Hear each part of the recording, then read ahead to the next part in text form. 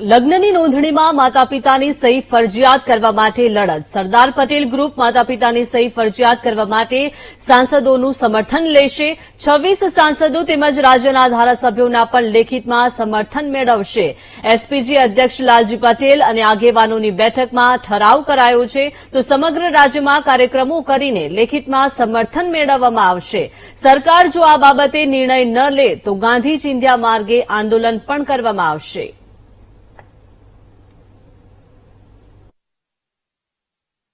Sardar Patel સેવાધારી SPG દ્વારા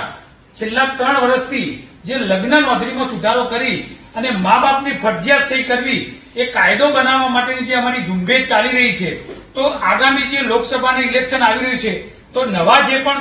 26 લોકસભાના સાંસદો ચૂંટાશે એમનું સમર્થન મેળવવામાં આવશે અને ગુજરાતના 182 માંથી 80 ધારાસભ્યોનું સમર્થન અમને મળી ગયું છે પણ બાકીના જે પણ ધારાસભ્યો સમર્થન આપવાનું બાકી છે એમનું સમર્થન મેળવવામાં આવશે અને લગ્ન નોંધણીના કાયદાની અંદર સરકારને વારંવાર રજૂઆત કરવા છતાં જો એનો